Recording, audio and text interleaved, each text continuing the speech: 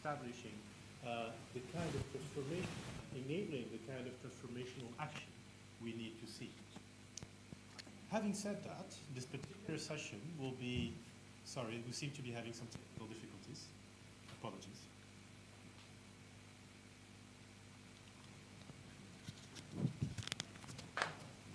Is it okay now? Yes, perfect. So this particular session, I'm pleased to announce, will be chaired by Mr. Tariq Hamman, who's the Executive Director and Head of Development at Mazen, a very key stakeholder in Morocco and regionally when it comes to renewable energy. Mr. Hamman has almost 20 years of managerial experience in leading the development of large-scale infrastructure and power generation projects. Without further ado, Mr. Hamman, I'm particularly excited for your chairmanship of this session and the impressive panel that you have assembled. The floor is yours, the virtual floor.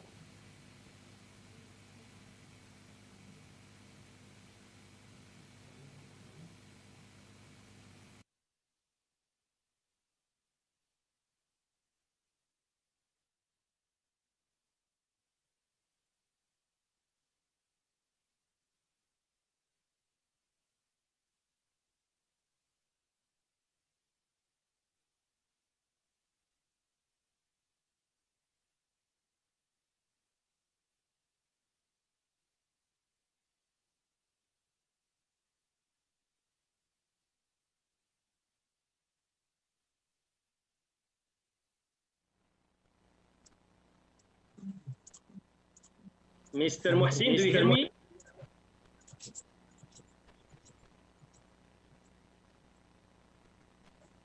So, I hope you hear me. You can maybe make a sign. Yes, we can hear you. Yes, we can hear you. Okay, perfect.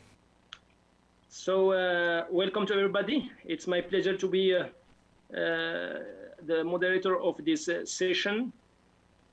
Welcome to the session 6, dedicated to the power to X and renewables. As you know, one of the main challenges that face the development of power to X energy is the cost, and especially the green production from green renewables.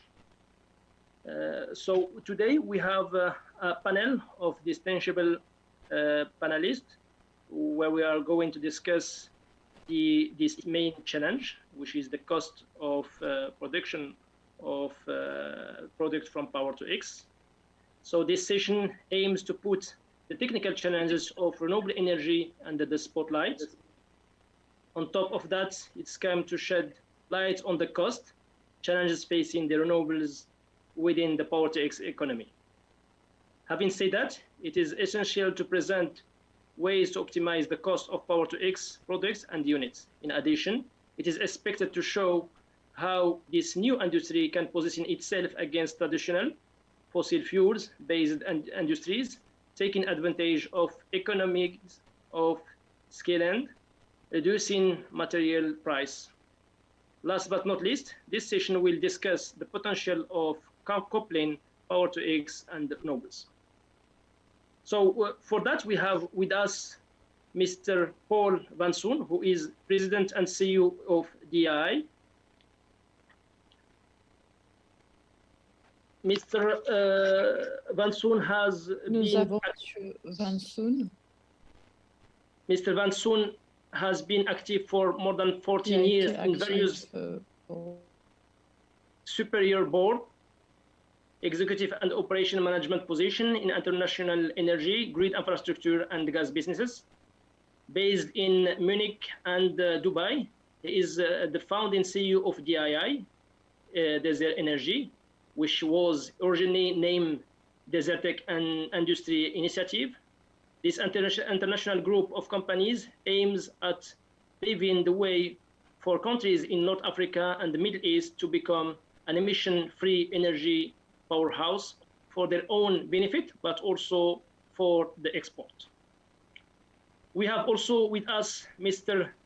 Dimitar Enchiv, who is Managing Director in Post-Return Venture, a company we're developing renewables and the Power to X project. Mr. In-Chief has more than 15 years of experience working in renewable energy industry and investment. He started his career at Postscriptum Venture in London and focused on sustainable investment. We have also with us Mr. Abdilah Shami, who is head of sustainability and CSV at Enel Green Power. Mr. Dr. Shami works in the value chain of different products around sustainability with Enel Green Power. We have also with us Mrs. Hanan Morshid, who is Vice President of Circular Economy and Sustainable Platform at OCP. She is an engineer in industrial process and, of course, has started his career with a different position in OCP, including working on the field on SAFI. We have also with us Mr. Miguel, the CEO of Energy Services. Mr. Man. So we will start with Mr. Van Soen. The floor is yours, please. Yeah, thank you very much, Mr. Ramane. It's really a pleasure to be virtually today in Casablanca. You already said that we are working from DII Desert Energy from Munich and Dubai, but today I'm sitting in the Netherlands. So we are really all over the place. It is also an honor to be invited for this session from the background of this old-fashioned desert tech, as you mentioned. This idea started 11 years ago to connect actually two continents.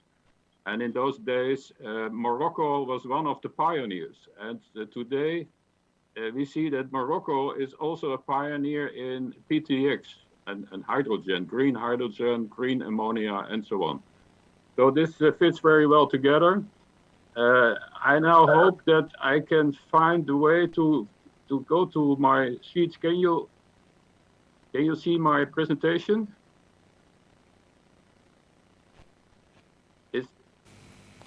We can't see your presentation right now.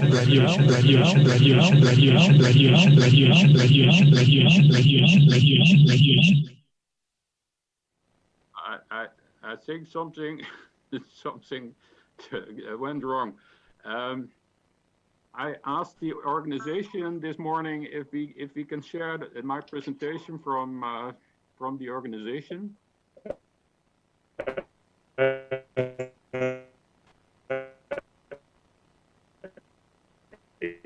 If you have difficulty sharing your screen, Mr. Van Soen, we will do it.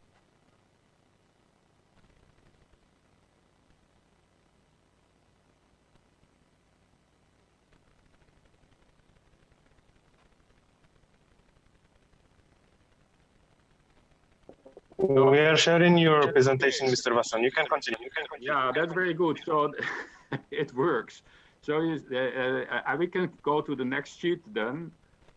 And that is a little bit the background in which the discussion of today is taking place. I mean, we are working on PTX, and PTX, we all know that the basis for PTX, of course, is the green energy basically from North Africa, from Morocco and from other countries. In Morocco, the green energy is mainly based on photovoltaic or solar energy and wind energy. In the previous time, we worked together with many countries and initiated by Germany, actually, by the German industry in the so-called studies on desert tech. We call it today Desert Tech 1.0. Initially, the focus was very much on exporting electricity from North Africa to Europe. But very soon we abandoned this priority and we said, like in 2014, let's go to the move from Germany to the region, to North Africa, Middle East, and then work with the countries and with the industry toward a market for renewable energy, because that's the basis. There will be no PTX if there is not a market, a well-developed market for renewables. And we have been very lucky to see in the last 5 years that renewables today is all over the place in each country almost. In North Africa, Middle East, there's a strong acceleration of projects. We call this actually Desertec 2.0. That it means that the region is starting to become a powerhouse for itself, so that the energy in the region will become emission-free. And I think where we stand today, or in the last few years, is that the region can now slowly start thinking of exporting green energy to other countries, to Europe, but also to sub-Saharan Africa maybe, and in any case to the world energy markets. And we call that today, Desertec 3.0. So it's working together, and the main focus is on the region to become somehow emission-free, and green electrons, so the electricity, and green molecules, which actually is PTX. PTX is actually from green electrons to green molecules. So we can go to the next sheet. And this is a little bit the picture, and it's, I think, good for everyone, because there was always a lot of confusion about what is Desertec, did Desertec fail, how is this going? And here we see the 3 phases of this Desertec. So it started, and we cannot blame this to anyone, but 10 years ago, the world was very different as it is today. It was more an initiative from Europe, but also very soon Mazen was the first to shake hands and the energy ministry and Iruzen in Morocco, they were the real pioneers. And in the years afterwards, we saw that each country in the Arab region took the initiative for their own purpose. And where we stand now today is how to connect this and bring from Morocco, from Algeria, from Tunisia, from all the other countries, this green energy into the world. And then we can go to the next sheet. I think it's, if you talk about today about the cost of PTX, then it's always good to see in that framework will this be placed, because it's, at the end of the day, cost is a relative issue. And it depends on the system, on what value and what purpose and where the cost level leads to. I think the most important thing is that the MENA countries, so each country in the region, it takes the lead in this energy transition to bring actually the cost down by economy of scale, by taking all the measures. And that will bring this region to this so-called green powerhouse. And the purpose is local benefits, jobs, and synergies. So if we talk about costs, we should also factor in qualitatively the added value of having more jobs and more local benefits to the communities, to the industries, to the world locally. So it's not only the hard cost issue, but also like what is in the country, what belongs to this cost. And I think if we discuss the cost issue, then we always have to keep the entire energy value chain in mind. So it is a bottom up, the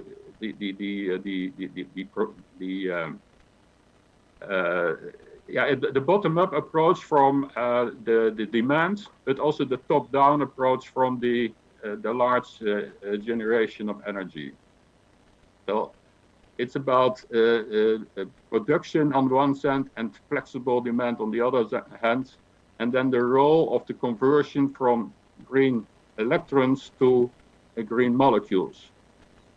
At the end of the day, it is also about connecting markets. So if we talk about costs, then we have to compare this with costs in other markets and how to connect these markets. Is it via electricity? Is it via certain molecules like hydrogen or ammonia or other synthetic fuels and gases?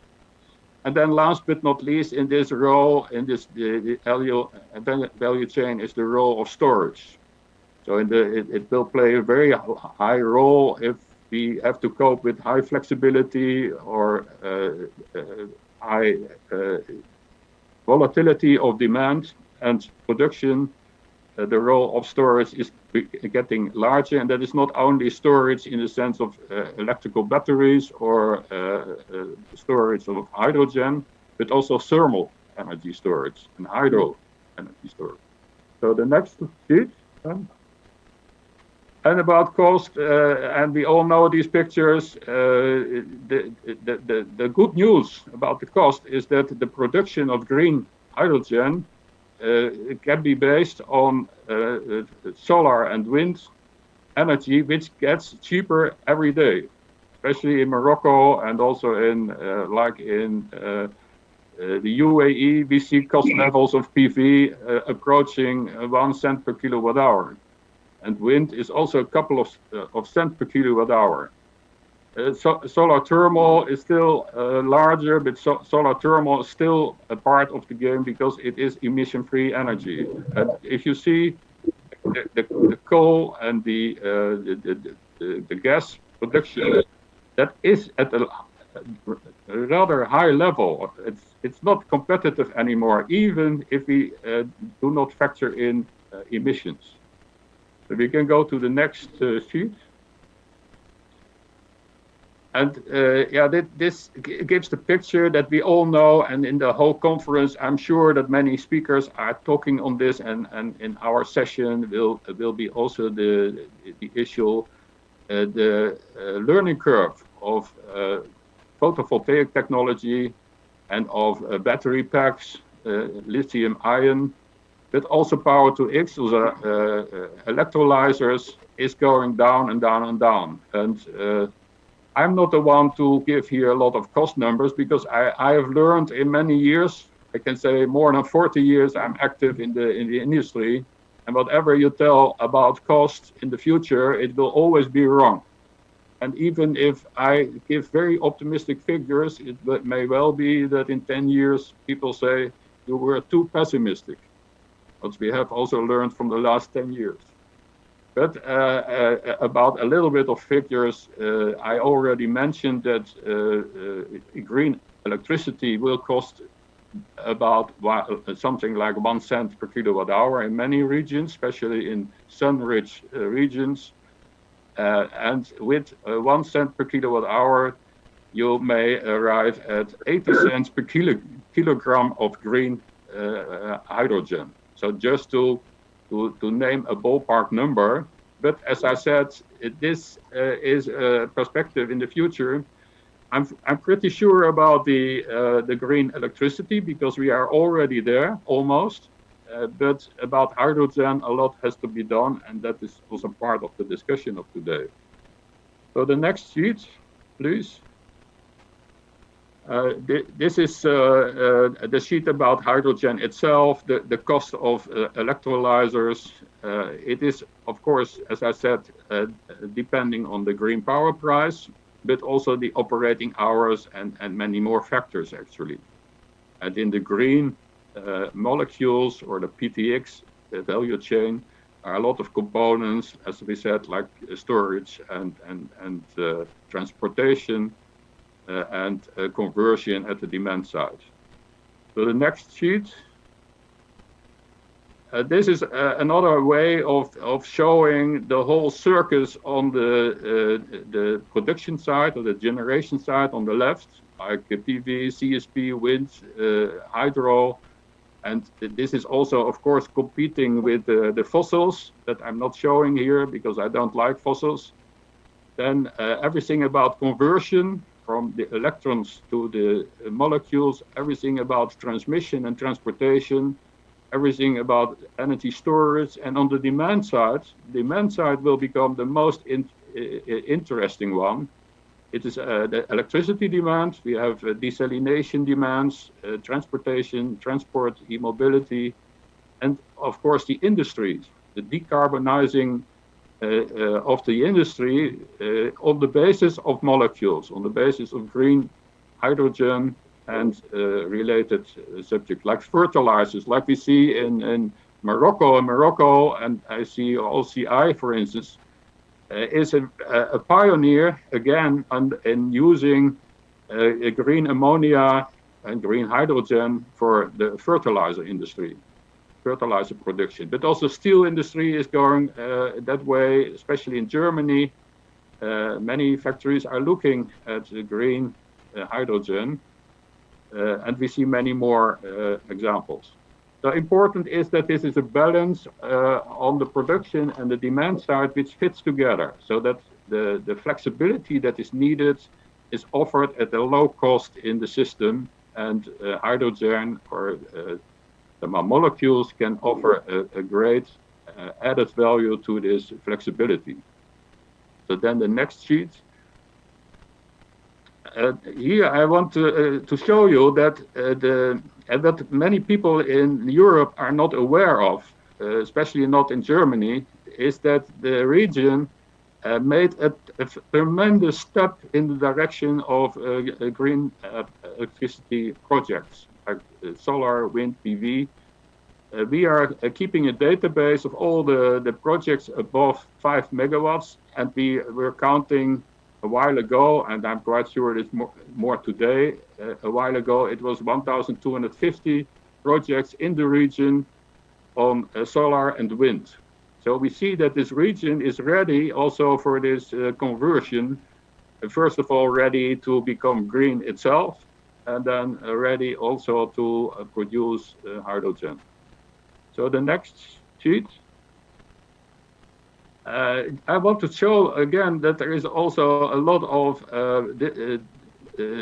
I would say, confusion about the new wave of hydrogen. People then think all of a sudden that electricity transport is not relevant anymore. That's definitely not the case, because electricity, so connecting electrical grids, is also something that will remain important. Especially in Morocco, there is a very interesting project we are involved in, a preparation of a cable link between Morocco, and also Mazen is involved, and the UK. So just to show you that there is a lot going on, there is also a very interesting cable link prepared between the United Arab Emirates and India, for instance. So just to give you an idea that this is not dead, and this is becoming, or this is still a sort of competitor to the green molecules in the transportation. So the next sheet. The very good news for green molecules like hydrogen, that could be also other molecules, but let's start with hydrogen, is the fact that a lot of infrastructure, especially the gas infrastructure in Europe and also in North Africa, and Morocco is part of it, can be used, of course, to mix or to blend hydrogen with the natural gas, and at the end of the day, ultimately, to have only, or to allow only green molecules in the existing infrastructure. That means a very low cost in the transportation. So the next sheet. This afternoon, we will also discuss this at length, especially in the framework of the cooperation between Europe and North Africa, the so-called MENA Hydrogen Alliance. So it was initiated by Frank Wouters, who is the panel leader this afternoon. And there are a lot of companies and institutions like the Energy Ministry of Morocco and Mazen and other institutions, and also NEOM, for instance, in Saudi Arabia, and Aqua Power. that are a part of this hydrogen alliance. And we discuss actually all topics of the markets, but also especially of the cost.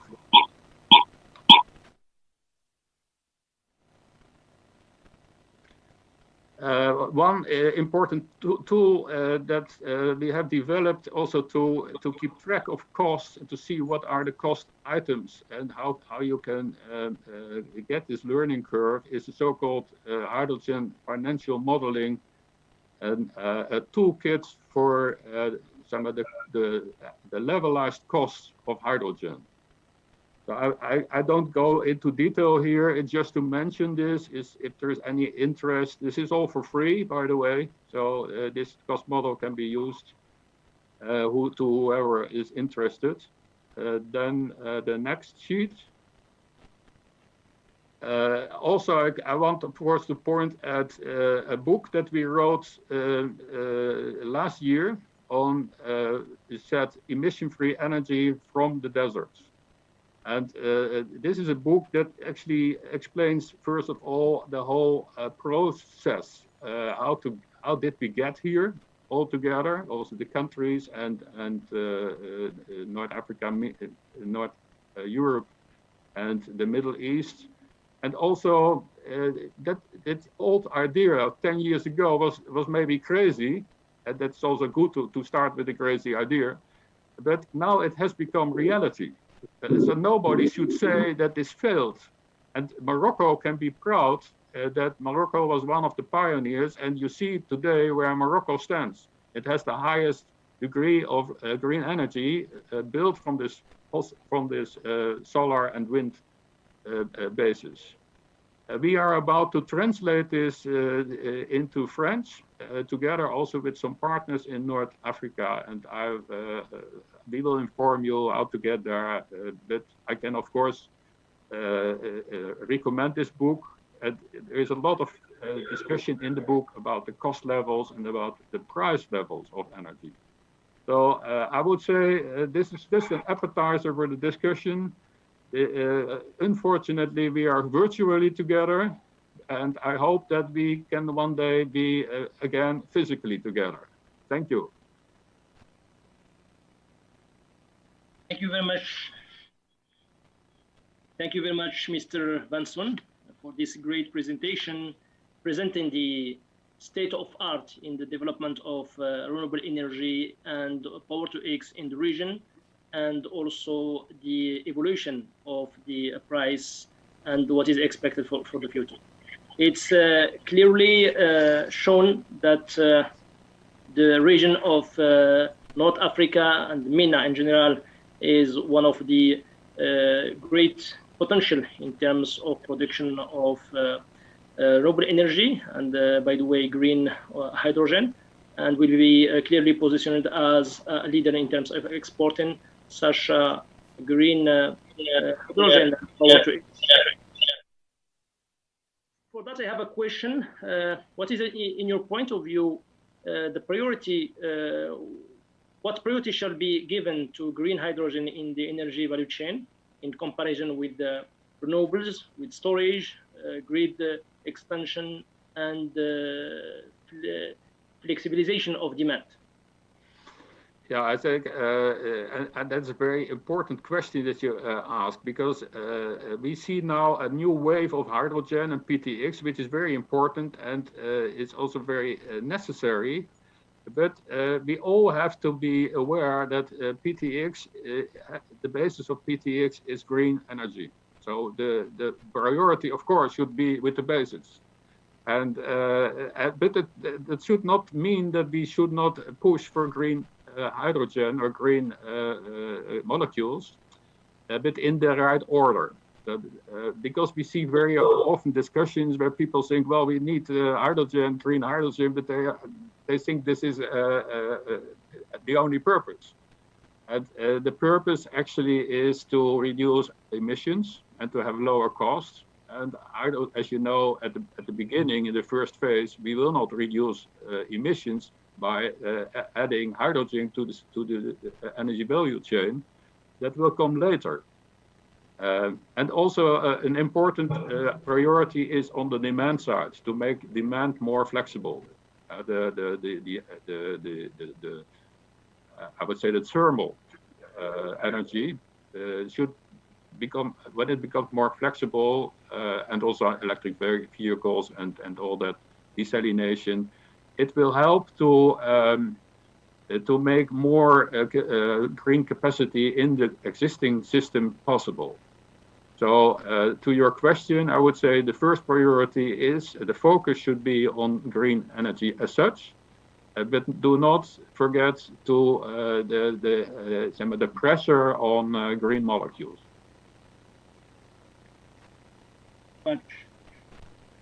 Another question I have in mind here is, in your point of view, to what extent will a strong cap on emission lead to a steeper learning curve of green power to X? Yeah, I think we see everywhere. I maybe already said that the whole purpose of green hydrogen or green PTX actually is to lower emissions and at the end also to the lowest cost. You can help this process by putting a cap on these emissions, because in those areas where there is no penalty against emissions, there is not this pressure to go that way.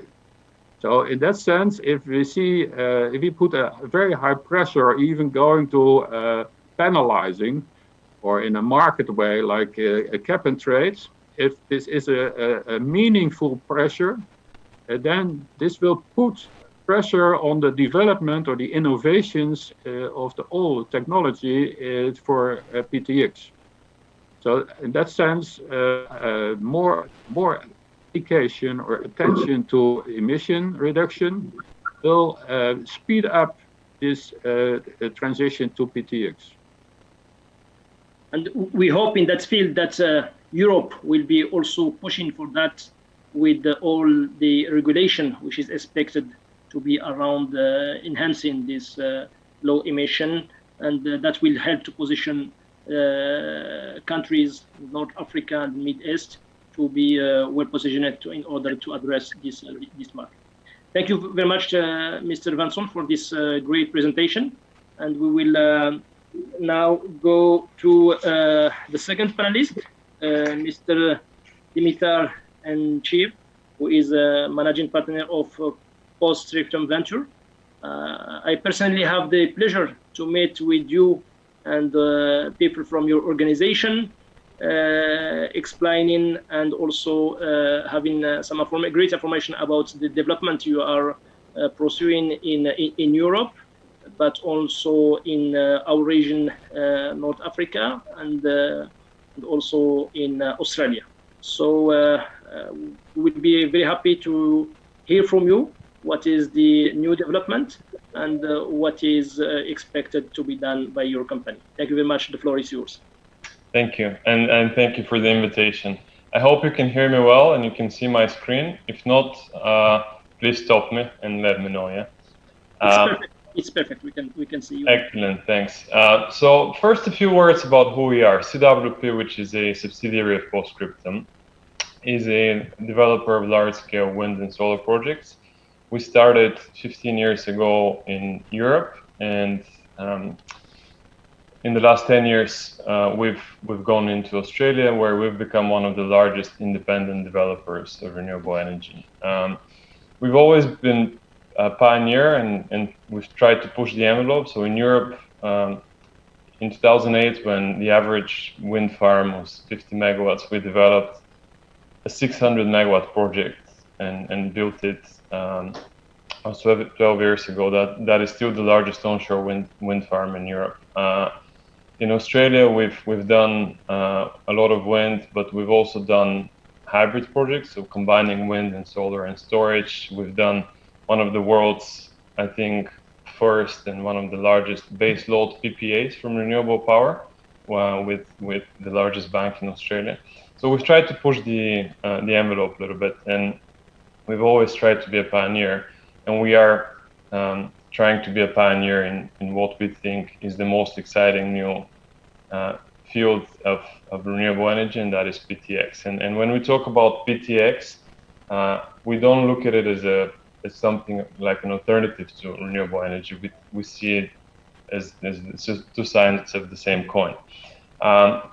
So in Australia, 5 years ago, a little bit like Desert Tech, we started a crazy project called the Asian Renewable Energy Hub. And that has become, much like Desert Tech, from a crazy dream, it's become a reality. And in the last few weeks, we made the news because we got a permit for the first 15 gigawatts of renewable capacity, and we got what is called a major project status by the federal government of Australia, essentially signaling that the Australian government is firmly behind the project and signaling that Australia, which is one of the largest exporters of fossil fuels, sees green hydrogen and green ammonia as the future of its export industry. And they see it as a way to use their massive resource of renewable energy and create a new export industry to replace coal and gas. A little bit about the project. So we are one of the developers behind it, together with a company called Intercontinental Energy. We've got a couple of small shareholders, Vestas and Macquarie, our minority shareholders. The project is 26 gigawatts of renewable energy, 6,600 square kilometers. So it's unbelievable scale. It is the largest renewable energy project in the world. Started in 2015. As I said, we just received our first permit a few weeks ago. And although the area where we are, it has about 3 gigawatts of electricity demand for mining mostly. It has 2 million liters of diesel consumption, again, for mining. What we see as the main purpose of the project, the main focus, is export of green molecules. And we see green ammonia as the low-hanging fruit, the most viable green molecules that are within reach. It is important here to say that the project is still years away from starting construction. We are working on a feasibility design, but we have gone a long way into the techno-economic feasibility, and we think that it is becoming a reality, right? It is technically and economically viable now.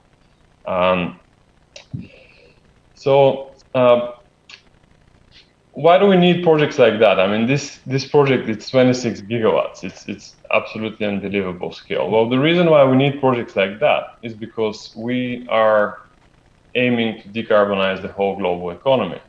And if you look at electricity alone, that is responsible for about 30% of emissions. 70% comes from transportation, agriculture, industry.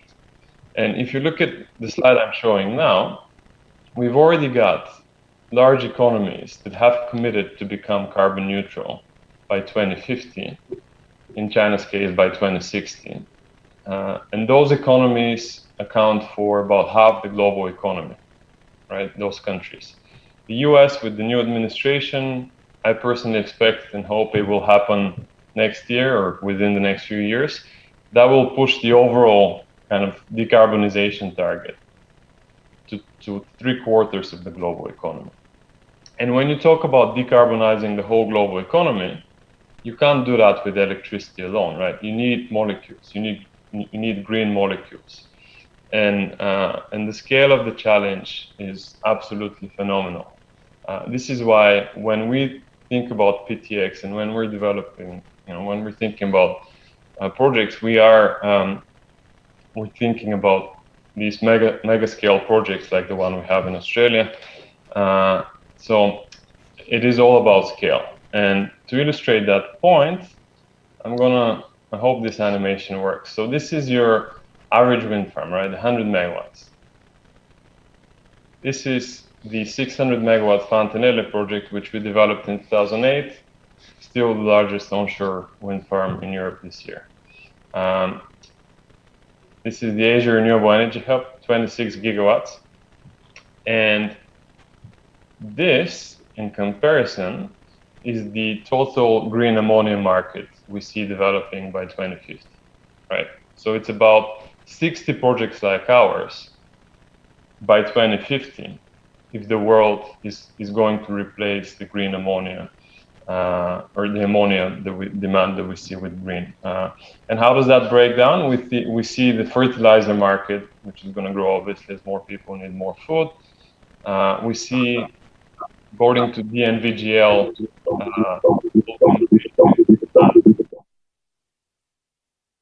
there will be marine shipping fuel demand for green ammonia of 120 million tons, and then the Japanese have put in place ambitious targets for co-firing green ammonia into their coal fleet for decarbonization.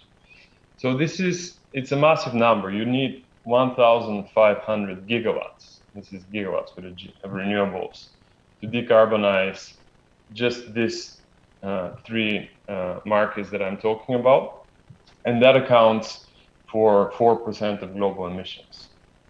So when we think about global decarbonizing the global economy, it is all about scale.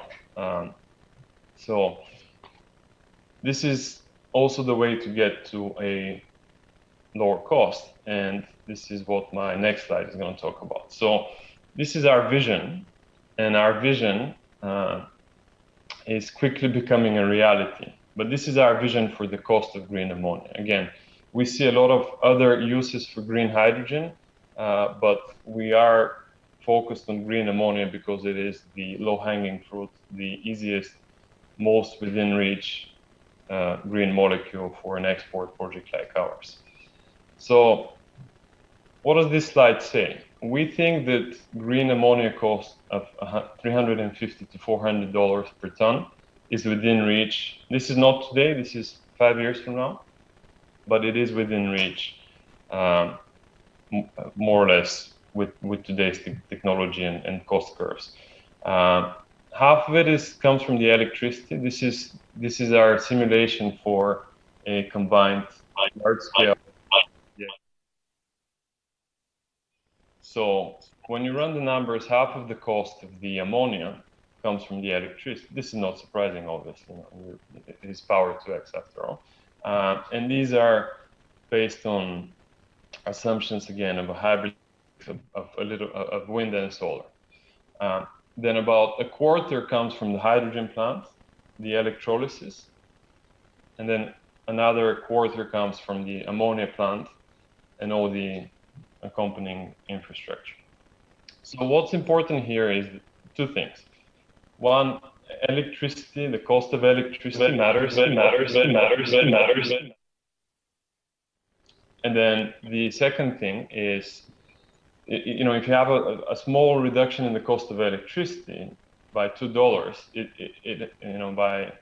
it's going to change by 5% the cost of ammonia, right? So it is important to be placing these mega projects in the world's best locations with the best resource.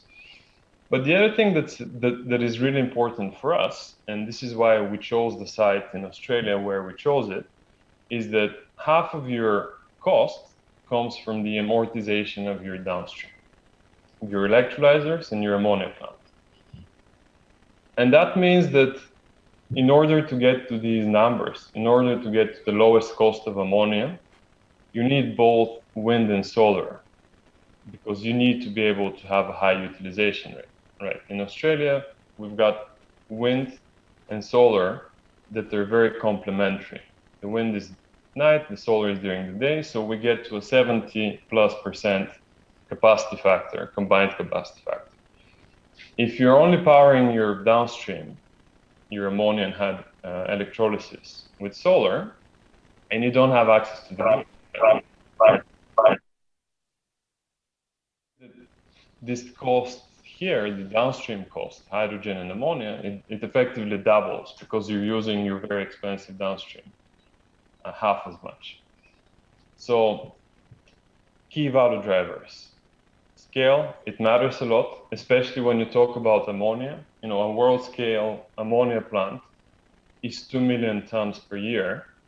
And that means that you need 4 or 5 gigawatts of renewables to power that. you have very pronounced economies of scale in ammonia production. So scale matters. Obviously, it matters for the downstream, for the upstream as well, meaning the wind and the solar. The bigger you are, the lower the cost. But it is the most important thing about scale is in the ammonia production. The cost of energy matters, is the main value driver. Hybridization matters. If you have a good wind and a good solar resource, you're going to get to a lower cost than just with wind or solar alone. Again, talking about these remote power-to-X sites which are not connected to the grid. Flexibility matters. If you have a more flexible downstream, meaning ammonia and electrolysis, that's going to lower the cost of the buffering you need for the system when you're powering with intermittent renewables. And then the other thing that matters, and is actually a value game changer, is access to H2 storage. If you have hydrogen storage, underground storage, that is inexpensive, that means that your cost of running a renewables powered ammonia facility goes down quite a bit, and you can use this hydrogen storage, again, if it's inexpensive, you can use it to time shift the renewables. You can use it to essentially take overproduction when you don't need that power, produce, turn it into hydrogen, store it in the ground, and then use that later when you don't have either wind or solar. You can't do that with batteries. At least it is our view that battery storage is not cheap enough, and it won't be cheap enough in the next 5 to 10 years to do time shifting with batteries. Because again, remember, it's all about the cost of energy. If you're not $20 or less per megawatt hour, the numbers don't work and you can't be competitive. So these are the main value drivers. Again, these are the value drivers for the best sites in the PTX sites in the world for very large scale, like the one we have in Australia. And I think reaching those numbers, reaching $300 to $400 per ton of green ammonia, that makes us very optimistic, because that is within striking distance from the current price of gray ammonia. And you need a very small change in the price, or a very small emissions price, which we believe is coming in many places, and especially in Europe, to make green ammonia the better alternative. So that means this massive market, which today is 200 million tons, but we see it growing to 500 million tons. This massive market could begin to get decarbonized by very large scale power-to-X projects. So that was my 3 slides or 4 slides. Very happy to answer any questions now. Thank you very much, Dimitar, for this great presentation. It's clearly demonstrates that one of the main challenges that facing the development of power-to-X and green hydrogen, it's clearly the cost. And the main work that everybody is trying now to do is to reduce the cost. Of course, this starts by looking to the great combination of green generation, wind and solar, in order to reach the most high capacity factor within the lowest cost. And it's clear that the hybridization here between solar and wind is the key combination. Another point, of course, is the scale. And we see in this in your presentation that we should move to a more large-scale project, because each of the equipment and component are mature itself, but the question is how to integrate all of them and to scale up in order to reduce the cost. And here, my question is, what is, in your point of view, the appropriate path to have in the development of this project, in development of the power-to-X industry in general? What should be the scale of the project, in the next 5 years, taking in consideration also different aspects, the offtake, because here also in order to structure and to make the project bankable and to get the financier, we have to secure the offtake. And there is maybe two way of securing the offtake to get a total off-taker for the whole quantity, or to address the market. This is the first question. What is your point of view on that? Second question will be related to the location of such large-scale project. What is your point of view of the advantage and also of Morocco and MENA region, and what is the position that this region can and should take to address this market? And third question is relating to the final product. So here you clearly address ammonia because it's a big market. The need is clearly defined. The prices are clearly known, and also what is for you the other project we can address by this Power to X development in the nearest future. Thank you. Thanks. Those are great questions. I'll try to get through them quickly. First of all, on the scale of the project. So what we have is a crazy large project, right? It is 26 gigawatts. And obviously, this is not how this industry starts, right? No one's going to build a project like that without first doing a lot of other steps. An important thing to say here is that we're a developer, and the way we think about this is through the development angle. So we started this project 5 years ago, and this is we're still several years away from starting construction, and probably 10 years away, or maybe even more, from fully building that project. So when we talk about these massive projects, these are very long lead development jobs. And if we want to decarbonize the whole global economy by 2050, well, when you talk about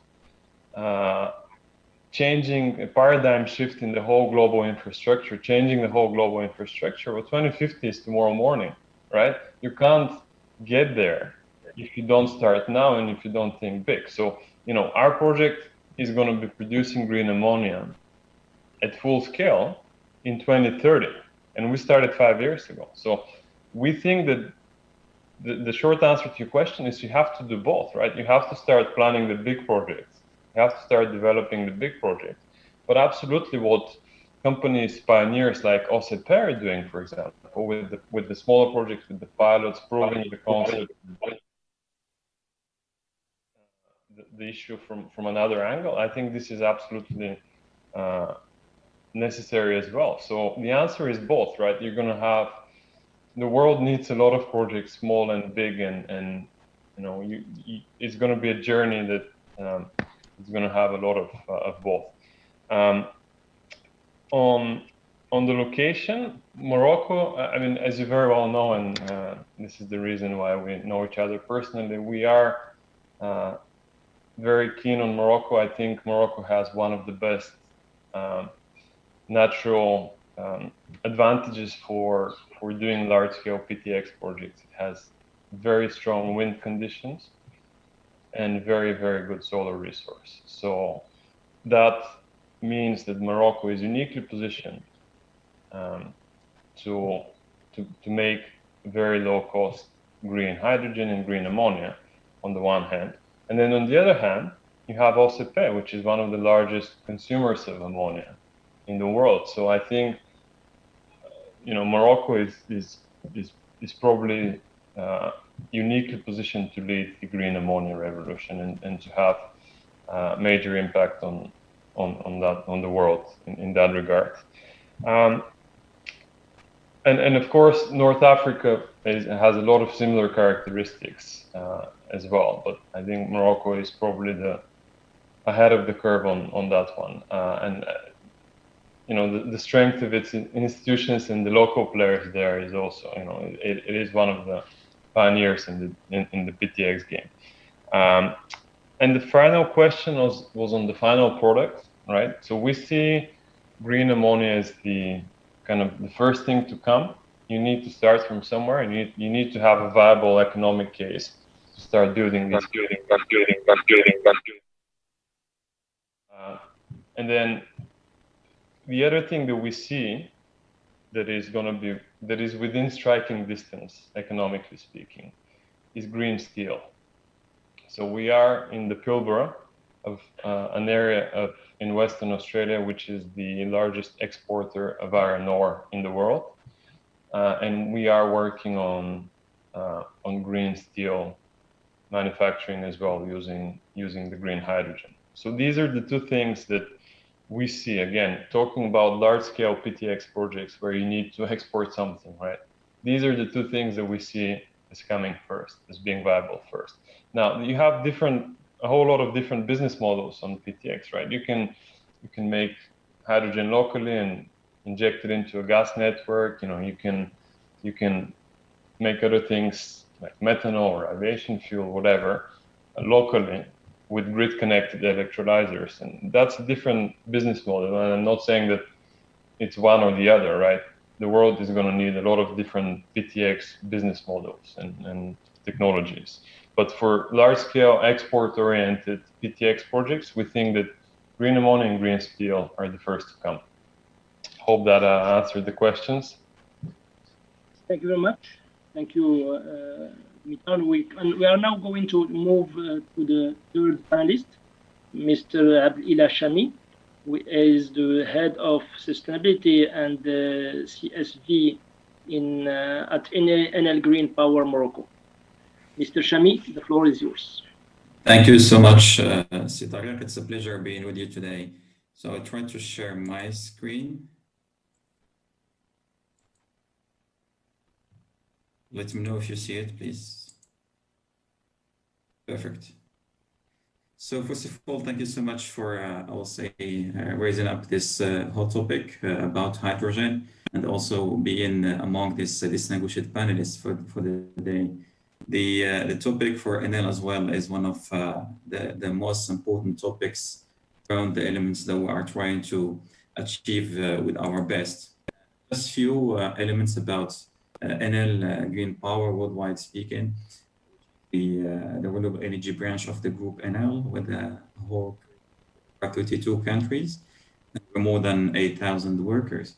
So the installed capacity is around 49 gigawatts for renewables, with more than 74 million end users and more than 70 million customers.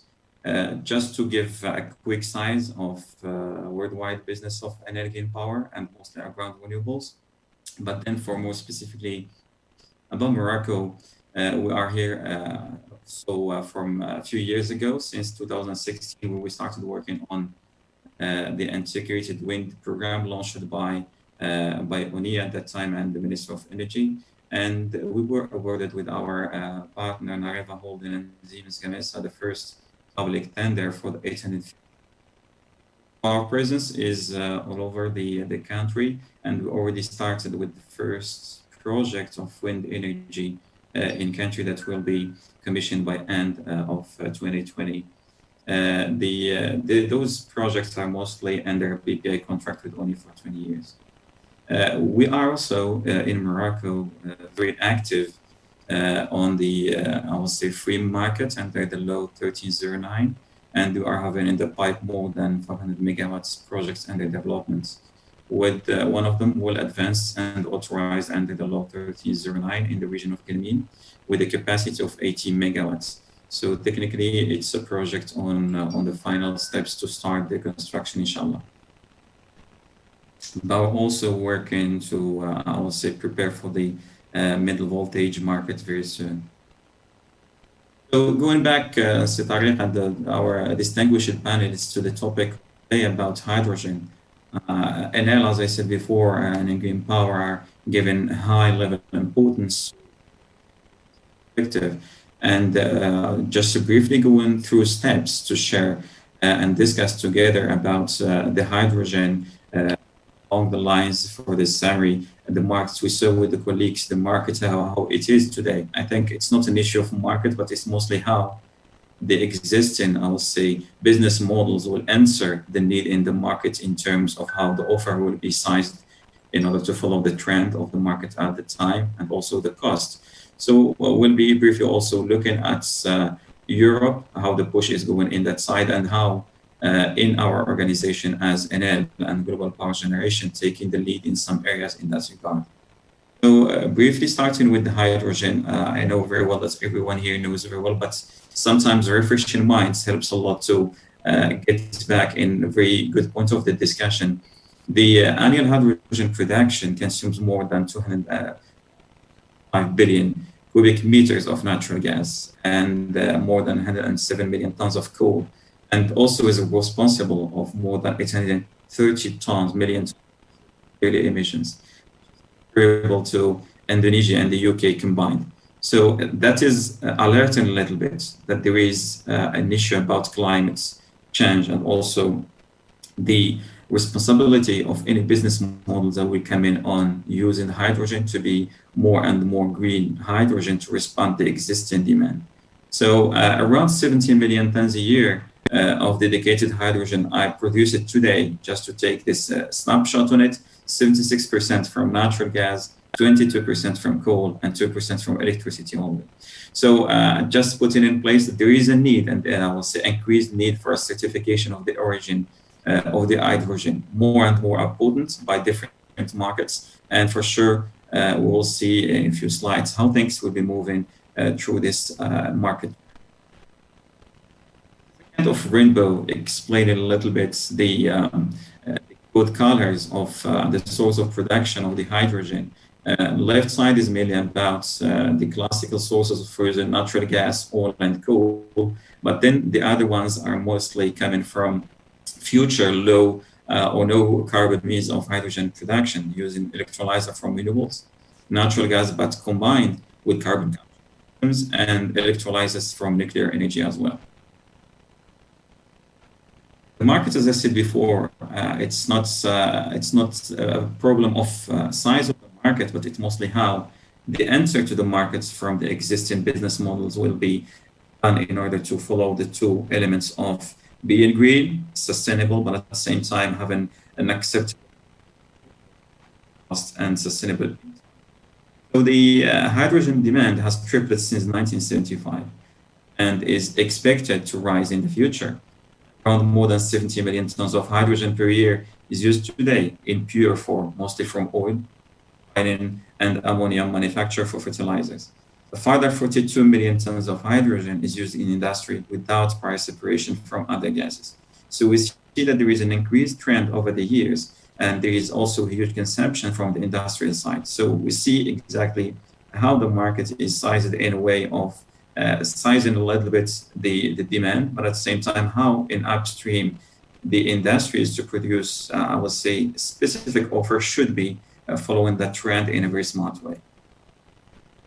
The European outlook, as I said before, is one of the elements that is pushing more and more for a hydrogen roadmap to be in place. It's just a map that we try to put in place to summarize a little bit over the last month since June 29, 2019 till I will say now. The main elements that were done, mostly starting from Italy, where they had a roundtable about hydrogen discussing what would be the barriers and enablers to have hydrogen technologies development in country. Since then, in Australia, in November 2019, the hydrogen becomes as national strategy integrated in the energy. And they put in place very specific objectives with a target of cost to be in place in country.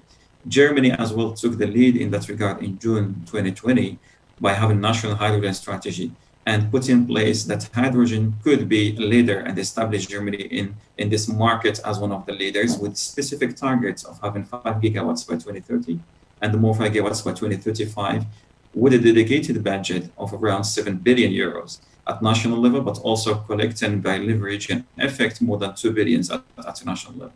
So mostly only green hydrogen to be sustainable in long term. That's why there is a dedicated objective in that regard in strategy of Germany.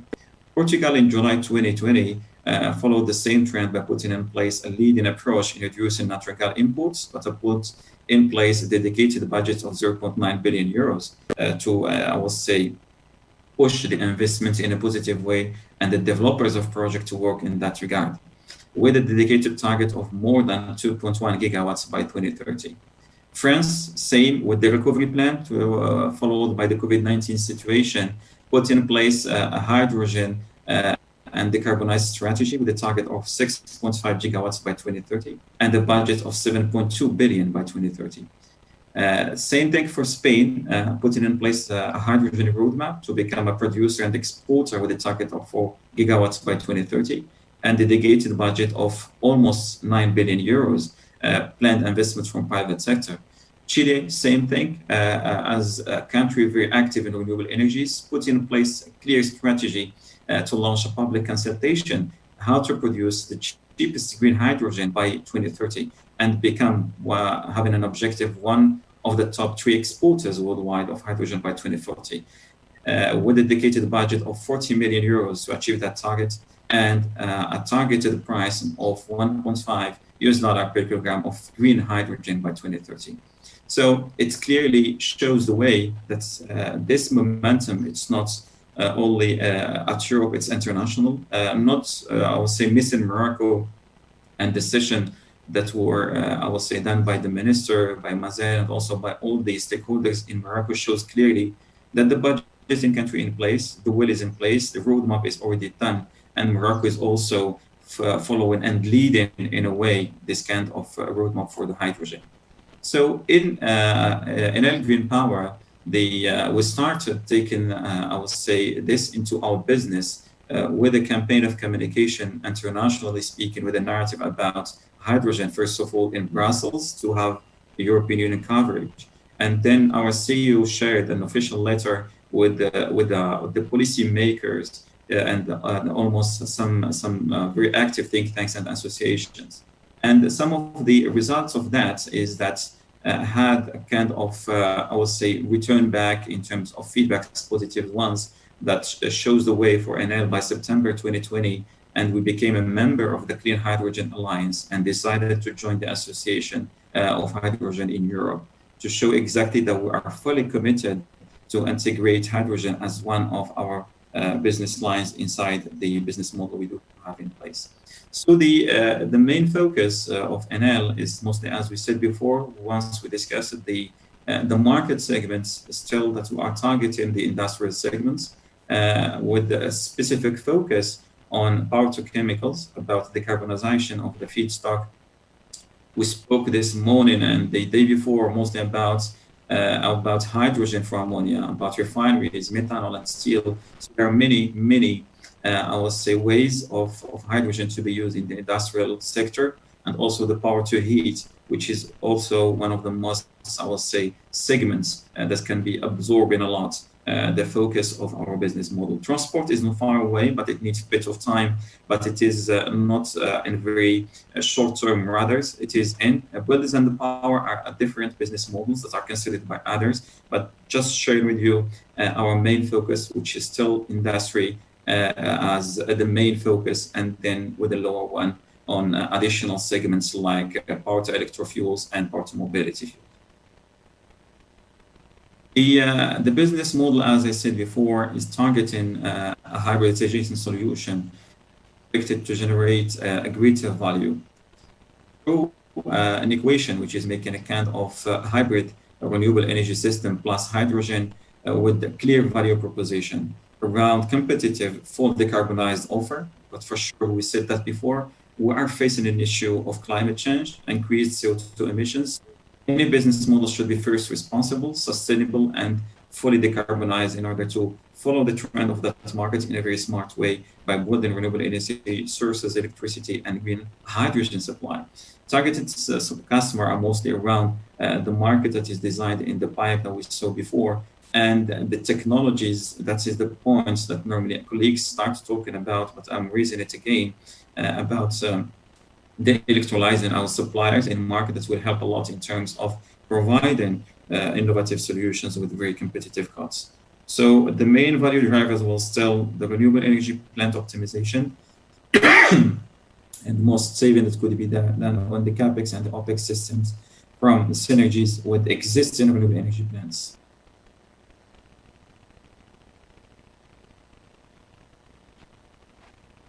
On top of our preferred models, the standalone configuration will be an additional option.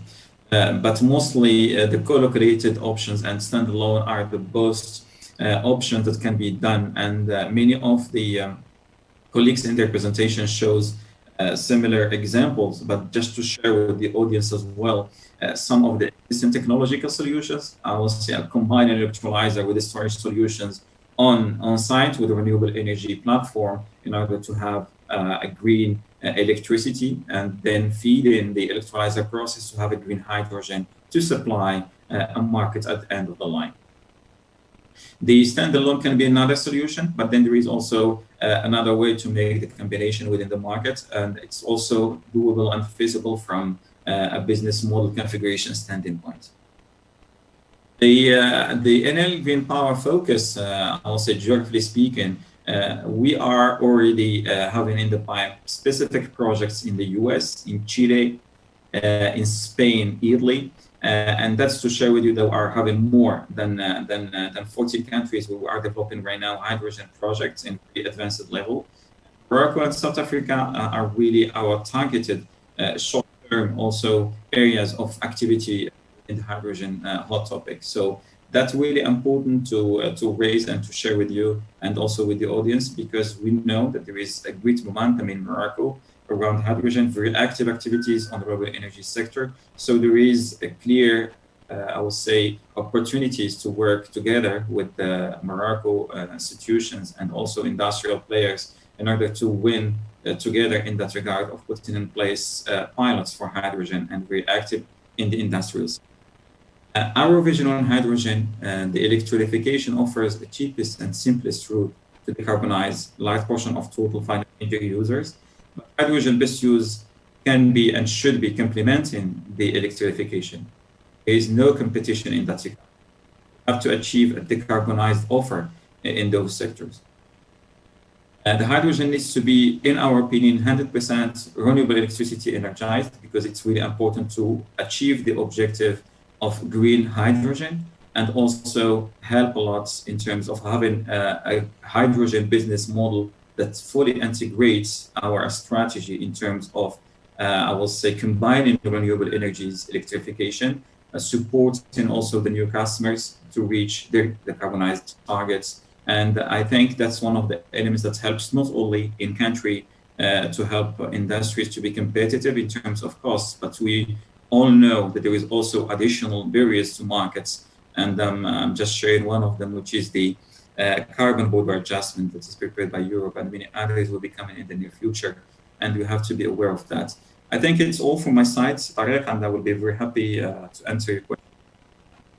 Thank you very much, Abdillah.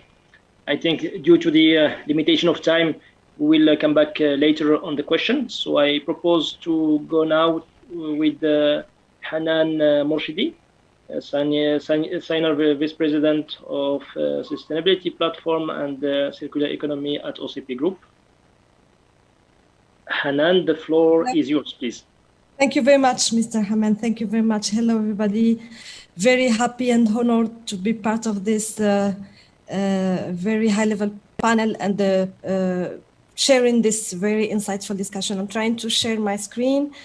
I understand that we have a matter of time, so I will try to go very quickly through my presentation. I hope that you are able to see my screen now. Is it okay? Someone can just confirm, please. Yes, it's okay. Perfect. Thank you very much. So, my pleasure is to share with you today OCP's engagement for the industry decarbonization in general, and especially the green ammonia as a lever to use for decarbonizing the scope 3 of our activity, starting maybe first by introducing my company. And our mission that we consider as very sustainable mission that consists of feeding the soil to feed the planet. We are phosphates, castodians, and fertilizer producers for the world. OCP is today a global phosphate leader. We are the first producer exporter of phosphate rock and fertilizers under all their form.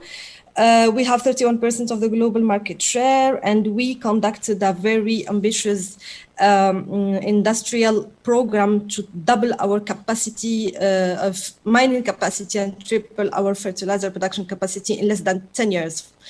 OCP started as a mining company in 1920, and in 1965, we turned to valorize our rock and to start producing fertilizers. And over the last decade or even more, we engaged in many cooperations and JV creation to support our activity. We had some industrial JVs, but also services, like our JV with Jacobs for engineering, JESA, which is today the first engineering company in Africa, our JV with IBM to support our digitalization journey, and our filière, if I can say, our subsidiary, OCP Africa, to handle the green revolution in Africa. Within all this industrial transformation, sustainability and circular economy have been at the heart of our program. Today, we have a very high ambition for sustainability and circular economy, and we set really challenging goals for us, like to reach 100% clean energy consumption by 2030 and to reach zero consumption of water, conventional water in the same time. And in terms of decarbonization, we aim to be carbon neutral by 2040, which makes OCP a part of a very reduced and avant-gardist club for carbon neutrality in the world. As you can see, for energy today, 87% of our consumption is already clean, coming from cogeneration and renewable energy through some PPAs to consume wind energy that we contracted with our partners. Today, as you can see within our sites, our biggest platform, which is also the biggest platform for fertilizer production in the world, is 100% covered by clean energy coming from cogeneration and energy efficiency, which is Georges Phosphore. Safi as well, 75% is covered by cogeneration, and 3 out of 4 mines are today 100% consuming only wind energy.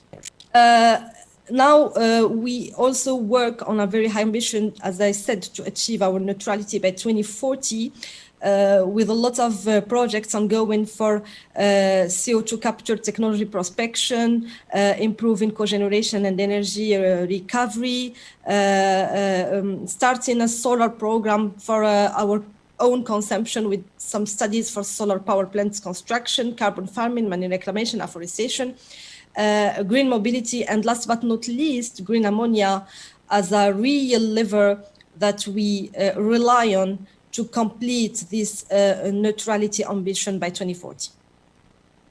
Here, as you can see, some highlights of different contributors to our carbon footprint today and how these contributor projects are helping us to reach this neutrality ambition. So we are working on CO2 capture and transforming the CO2 into biomass or fuel like methanol, etc. We have this energy roadmap for 100% clean energy everywhere.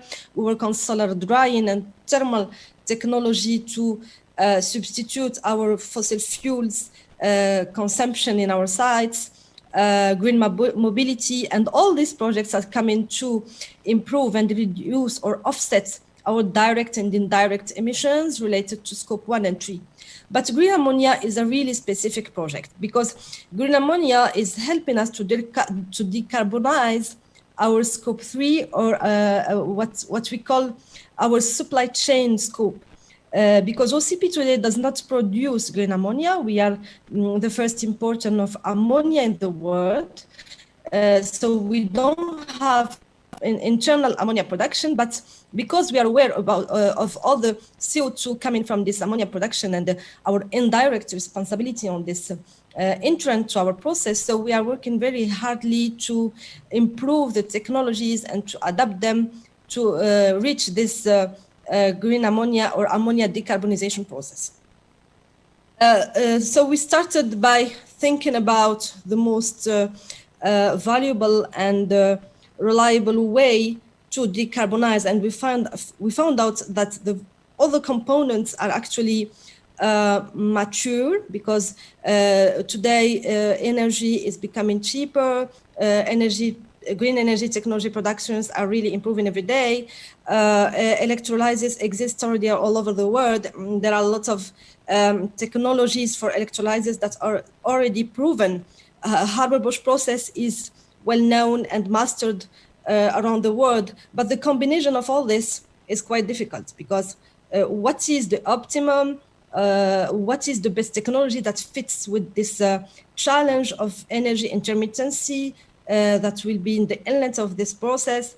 What are the storage, or both for hydrogen or for energy, that will be needed to reach the optimum cost of all this? So these questions are still on the table, and we decided to start by a pilot unit that will gather different technologies, different possibilities, and will allow us to simulate different energy profiles in order to get some response and help our studies for the scale up in the future. Here is our pilots. It's conducted with the support of Green Energy Park, our JV with IRESEN, the IRESEN Institute, Fraunhofer Institute, and GESA is doing all the engineering work for this project. Added to this, we think that, as it has been said by the different panelists, Morocco is a real candidate for getting to a green ammonia competitive price because of the mix of solar and wind energy that exists in our country. And then we have all the components and the factors to be able to reach the lowest energy, green energy price to support this research. So coming back to the challenges and opportunities.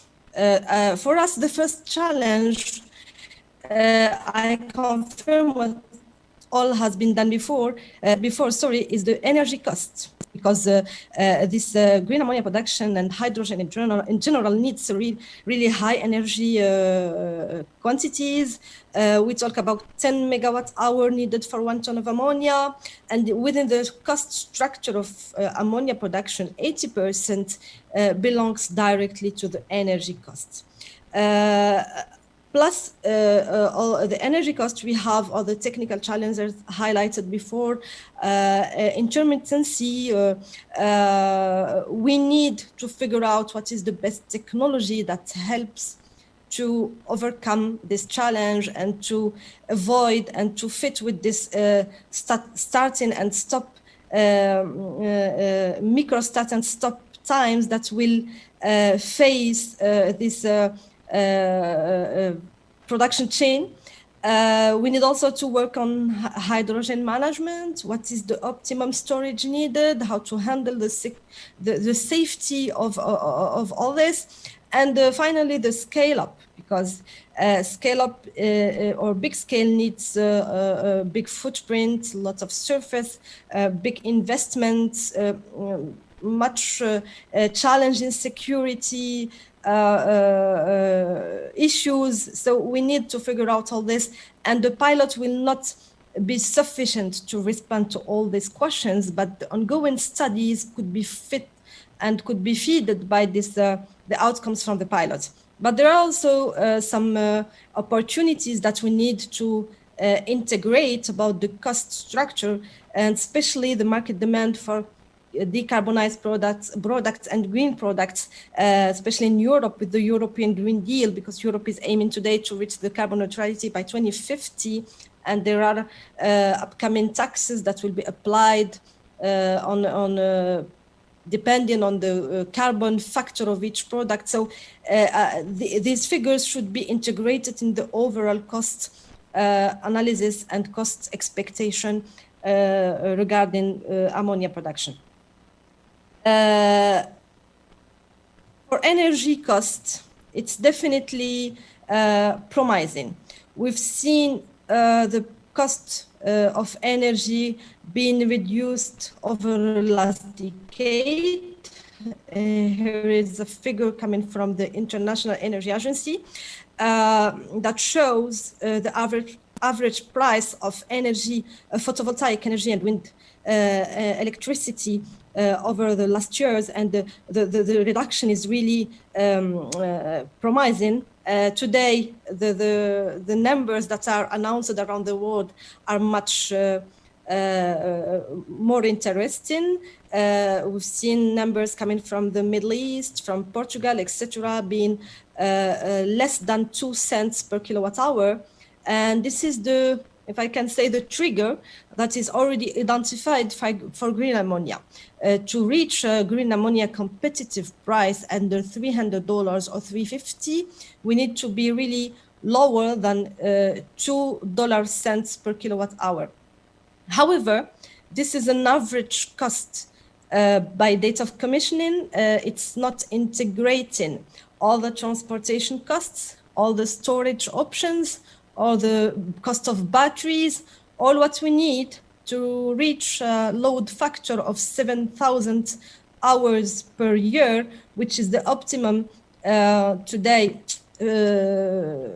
shared for the electrolyzer running. So we need to be at least at 7,000 hours per year, and to reach this number, all the upcoming decisions like transporting energy or mixing solar and wind or storing some energy for running the pilot or the units by night will necessarily come with more cost, and sometimes our figures show that the energy price could double.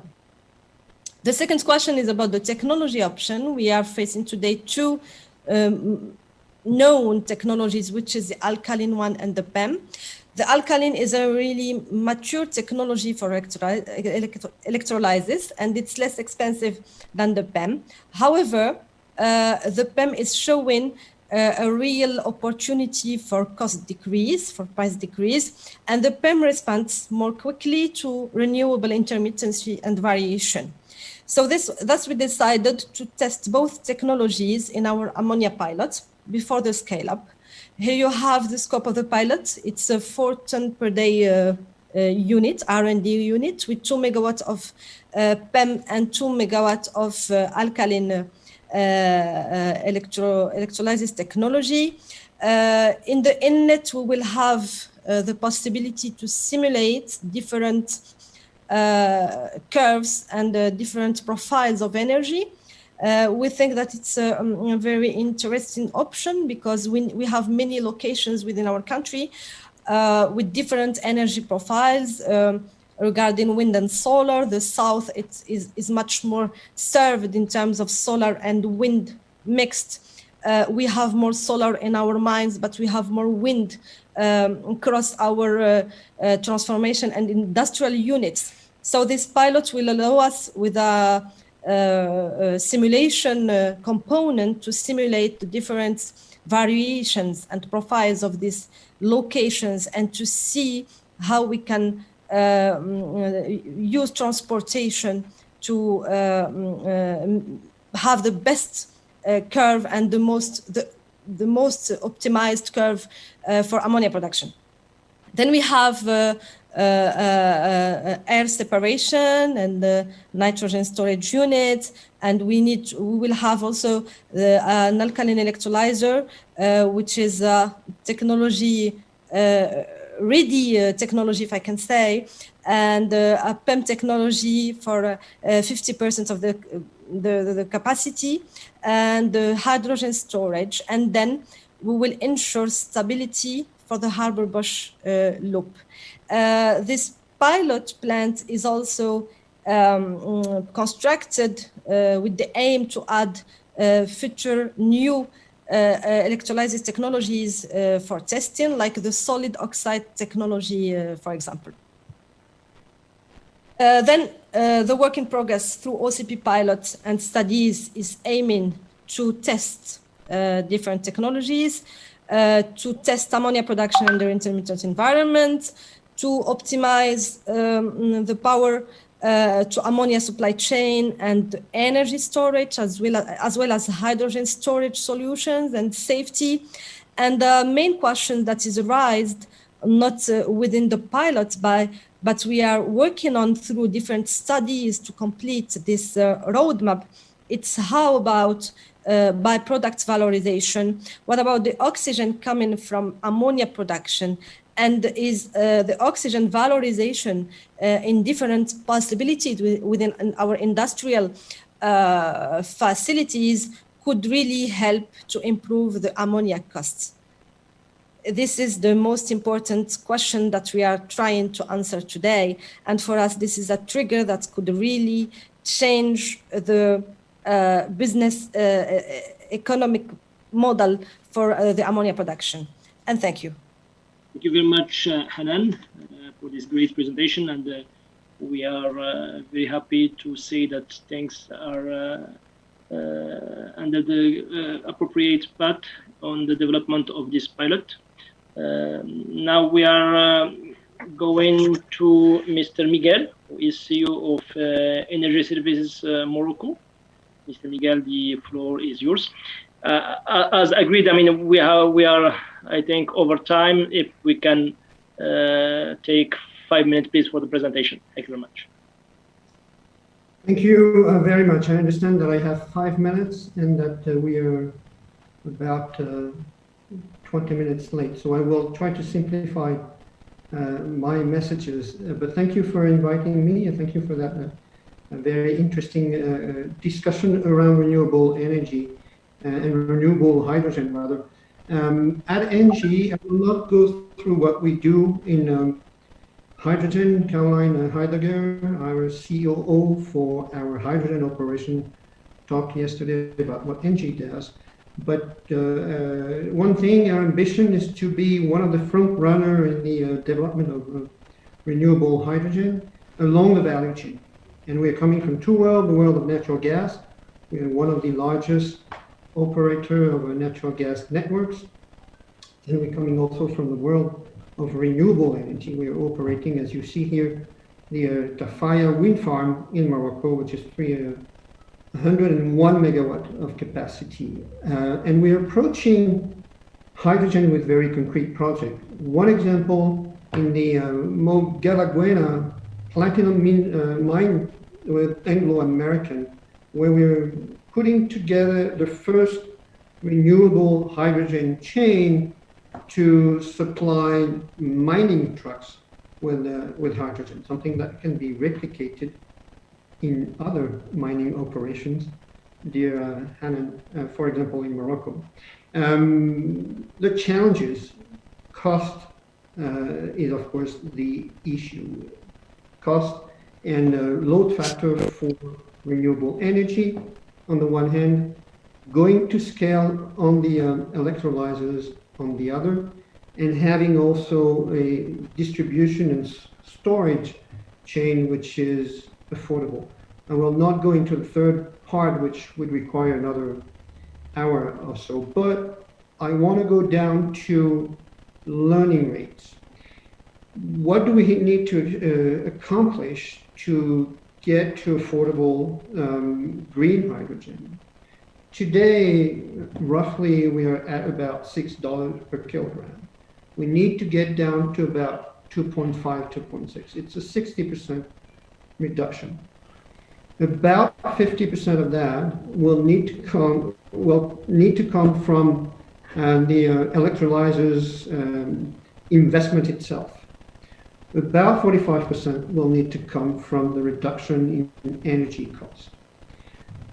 Oversimplifying it, but those are the key points. And so we need to go down to the learning rates, what I call the learning rates. For every doubling of capacity, you have here the reduction in costs on the left-hand side for the electrolyzers, in the center for the fuel cells, and on the right for renewable technology.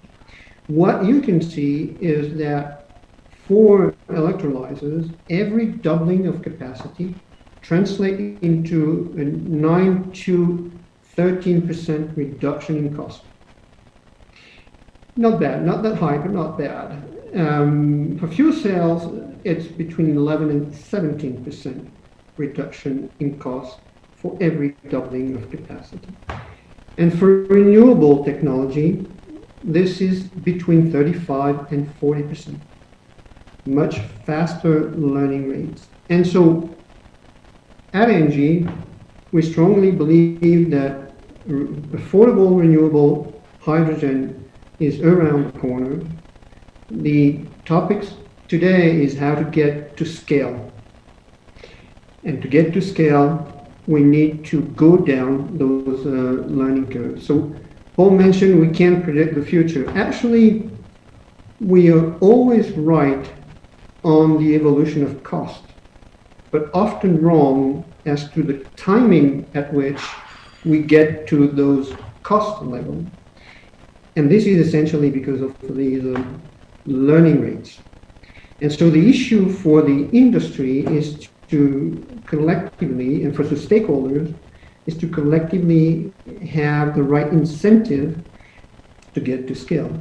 If we do that, if we want to have affordable renewable hydrogen, if we want to be in that $2 per kilogram range, that graph shows you the level of electricity cost on the left-hand side and the level of a capex per kilowatt for the electrolyzers.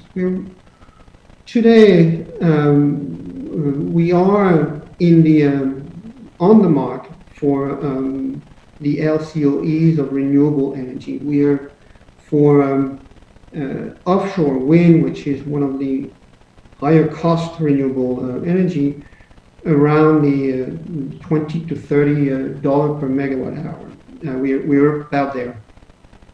As far as the electrolyzers is concerned, we need to go down to between, let's say, $300 and $500 per kilowatts to get to those $2 per kilo of renewable hydrogen. And we need to get to scale for that. And some consider that to go down that learning rate on the electrolyzer side, about 70 gigawatt of capacity will need to be installed. That's quite significant. I think I have done my 5 minutes. One last word on why I think Morocco is the right place to invest in renewable energy. You have here a comparison between renewable hydrogen produced through electrolyzers.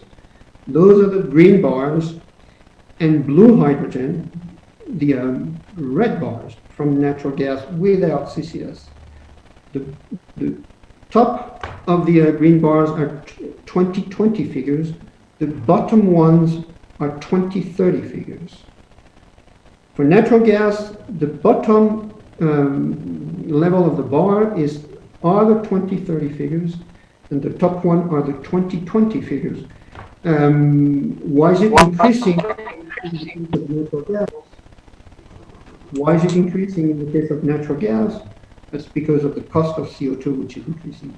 What do you see here? That the areas where renewable hydrogen is competitive or will be competitive in the very near future are Chile, large capacity in terms of electrolyzers, low renewable cost, China, no surprise, and North Africa for its very low renewable energy cost.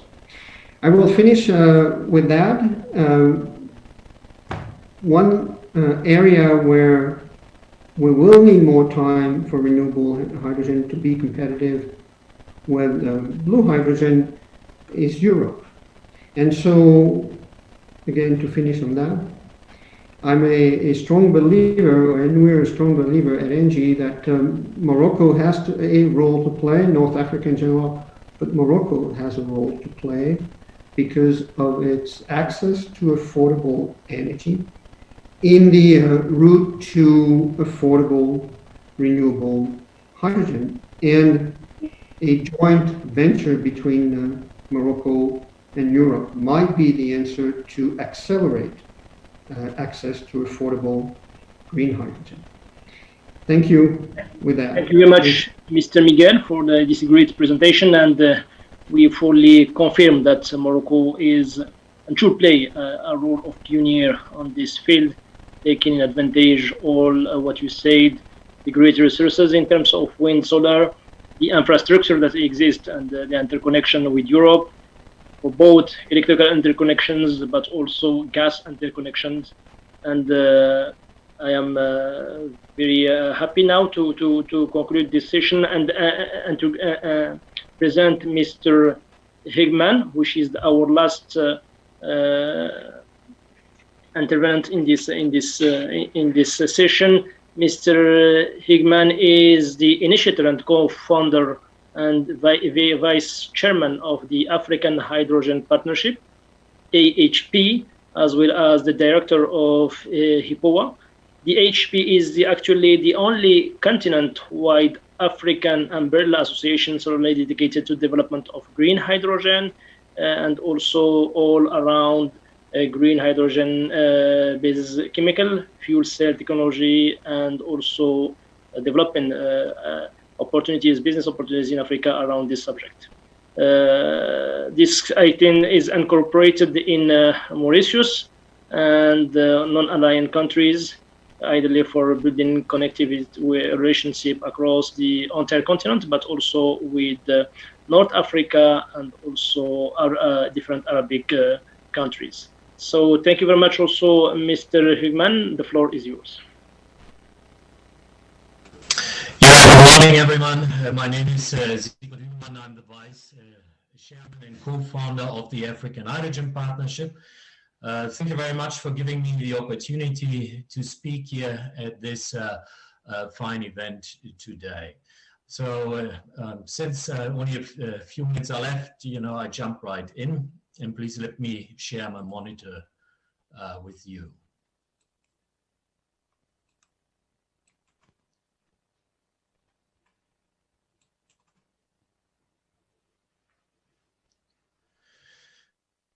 Can you see my monitor and hear me well? Yes, perfect. Go ahead, please. Thank you. Yeah, so quick agenda, just a few words about the African Hydrogen Partnership, a quick introduction, then something in terms of the goals, specifically talking about transformation processes, relocation, refinance, and then questions and answers if we still have time for that. As it was already said during the introduction, the African Hydrogen Partnership is currently the only continent-wide African umbrella association solely dedicated to the development of green hydrogen.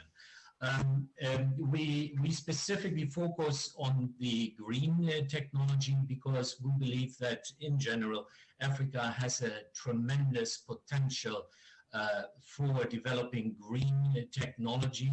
And of course, in this context, the potential for significant cost reduction, as we have learned during the earlier presentation. The African Hydrogen Partnership represents the whole African continent and all African nations. It is a multi-stakeholder organization, so we're aiming for attracting industry, associations, research institutes, universities, and large end consumers. And we seek a close cooperation with national governments and supranational organizations.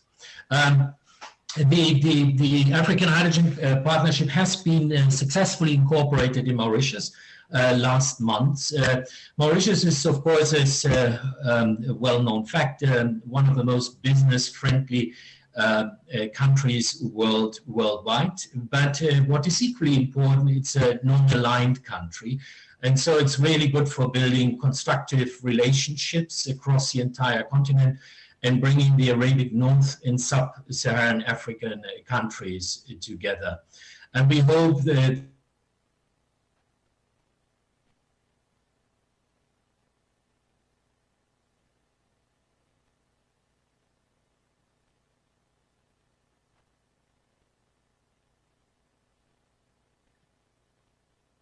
Mr. Hugman. I think we have been incorporated in November 2020, so just a few weeks ago. And we would start accepting members in the first quarter of next year, so in a few weeks from now. Very likely it will be around about the end of January. So in terms of the goals, transformation, relocation, finance, just a few remarks.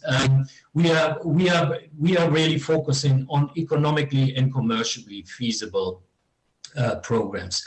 The time horizon is, and that is in line with all the previous presentations, around about 5 to 10 years. And I think we all agree that we really have to start working now, so that important goals in terms of 2030 can be reached in a timely fashion, because those large scale programs cannot be developed quickly. In terms of the African Hydrogen Partnership, we support development, business development for foreign as well as domestic markets. Foreign means basically exporting hydrogen, green hydrogen, from the African continent to Europe, as well as other regions of the world. And domestic markets, that means basically for the benefits of the African economic benefits and business development benefits of the African nations. In terms of the foreign and domestic policies, I believe it's important to stress that these two things go hand in hand, and they shouldn't be viewed separately, because the economic development always relates to fiscal policy as well as to the trade balance. And here, export markets can help greatly initially. So in very simple terms, models could apply concessions for fees, so similar to the fossil fuel industry, while the development of the domestic markets is associated with a reduction of the import of expensive and very costly fossil fuels. So they are complementary, those two developments, and should always be viewed together. We'll try to help in developing markets, as well as matching supply and demand chains, and that is not only it does not only relate to the business development as such, it relates, call it, to the economic development, because we always have to bear in mind that in Europe, for example, the national treasuries collect huge amounts of taxes from fossil fuels. And of course, one needs to come up with competitive solutions regarding green hydrogen, so that the treasuries do not lose tax revenues. And ideally, we would like to offer solutions where they can see in 10 to 15 years from now, we will not only lose revenues, we will be able to reduce any form of subsidies significantly. In terms of the real business related, so the commercial development, we would like to work with our members and partners together on the end consumer side, which means, trying to find ways how we can come to large offtake agreements. So that could be initially non-binding offtake agreements based on indicative forward pricing. Then that, at a certain point in time, can then be transformed into binding offtake agreements. I already mentioned here the aspect related to concessions and fees for the export markets, so that the national government can grant concessions and will collect fees in return, or whatever type of fee sharing model could be applied. In terms of the risk return aspect, a bit of my background as well. So I'm a finance quant, and risk and return, of course, is very important for me, specifically talking about fixed income as well as derivative instruments.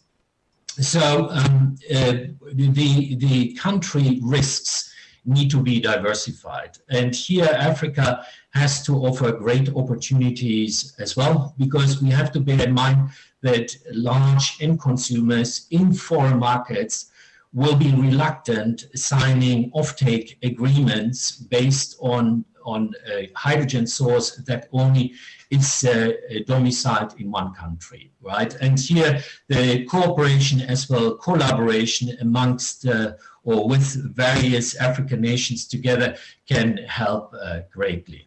Additionally, free markets, which means getting then all the stakeholders involved, specifically talking about the financial institutions, so the corporate investment banks, development banks, buy-side asset management firms, right from the start, will help putting those plans together.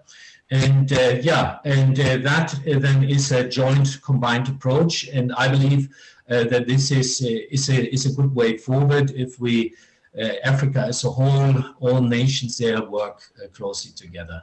So it's in very simple terms, it's a transformation of the industry from oil to hydrogen. So from foreign oil, to be more precise, to domestic hydrogen. That will automatically reduce the call it trade balance related deficits that are related to the import of costly fossil fuels, and should be transformed then, so to say, in very simple terms, in green hydrogen related surpluses, and costly oil outflows, cash outflows, should be transformed and refinanced into hydrogen inflows. All of that is a big would have large positive economic impacts, and consequently this will help us to create a sustainable domestic wealth creation for economic, environmental, and social benefits. Yeah, thank you very much. And if you have any questions, please feel free and ask. Thank you very much, Mr. Hugman, for this very informative presentation, and also thank you for this great initiative that is actually very important for African countries.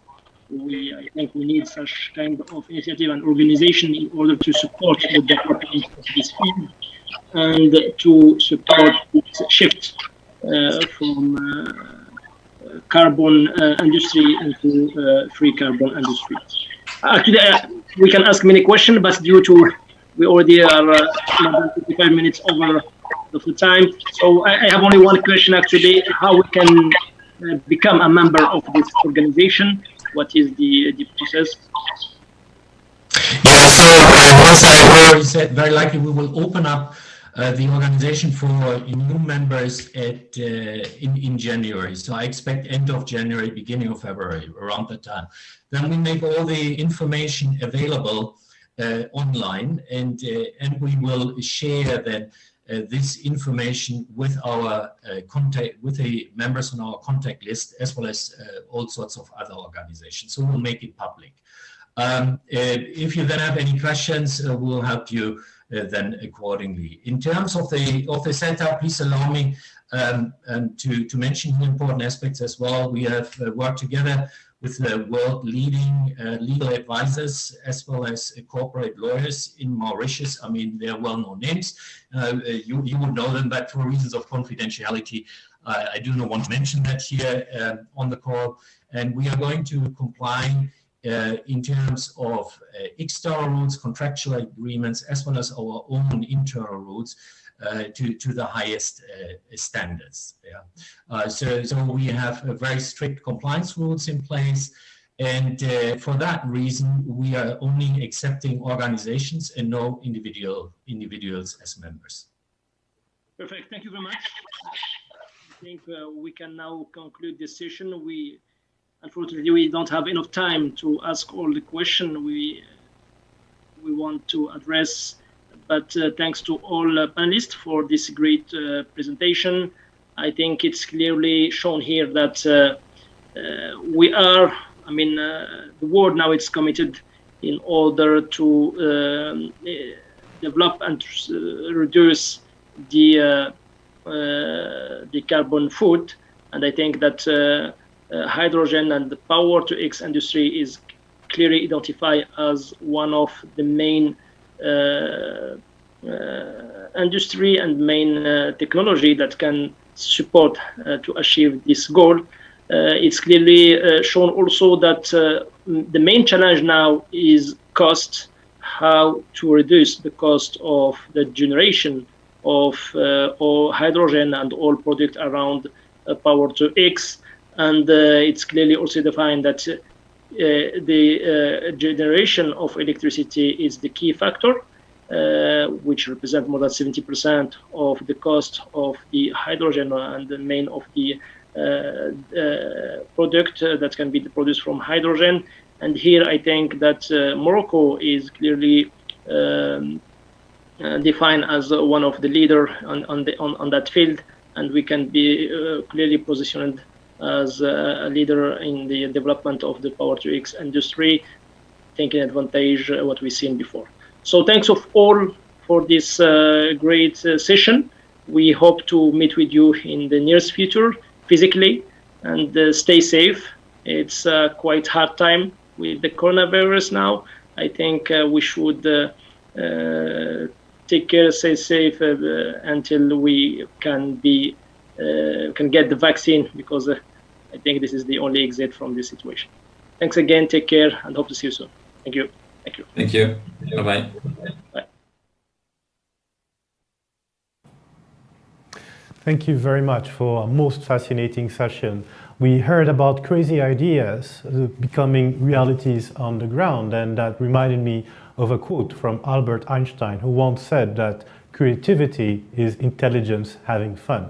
And clearly the session that we just enjoyed was a beautiful example of collective intelligence, looking at challenges, identifying opportunities, priorities, and also saying that 2050, when it comes to the global change needed for the infrastructure, is already tomorrow morning.